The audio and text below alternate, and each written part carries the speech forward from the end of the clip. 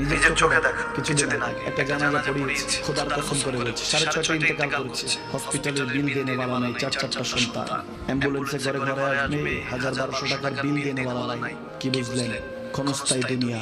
মুমিনের কম থাকলেও আমি বলি কেউ যদি এসে বলে একটু দোয়া করে, খুব পেরেশানিতে আছি, আমি তার হাত চুমু খেয়ে বলি তোমাকে মোবারকবাদ, আল্লাহ তোমাকে ভালোবাসে। পেরেশানি তো মালিক দেয়, এজন্য এটা রহমত মুমিনের জন্য। পেরেশানি দেয় যখন ফেরেশতারা বলে আল্লাহ চাইতেছে টাকা পয়সা চাইতেছে, বলে এটা কি? বলে ফাসিক, দে বিদায় কর। তা চাওয়া চেয়ে বিরক্ত লাগে, বিদায় কর, কি লাগে দে। মুমিন যখন চাইতে থাকে আল্লাহ আমাকে কিছু লাগে, যখন একটু করে চায় আমার মাটাকে সুস্থ করে দাও, বাবাটাকে সুস্থ, আল্লাহ আমার স্ত্রীকে, আমাকে একটু তৌফিক দাও, চাইতে থাকে মুমিন। আল্লাহ বলে যখন ফেরেশতারা দেখে মুমিন চাচ্ছে, দেরি করতে পারে না, তাড়াতাড়ি খাজানা নিয়ে দিতে নেবে, আল্লাহ বলে রাখোস না, এত তাড়াহুড়া কিসে? তার চাওয়ার মধ্যে তো প্রেম আছে, একটু চাইতে দেস না।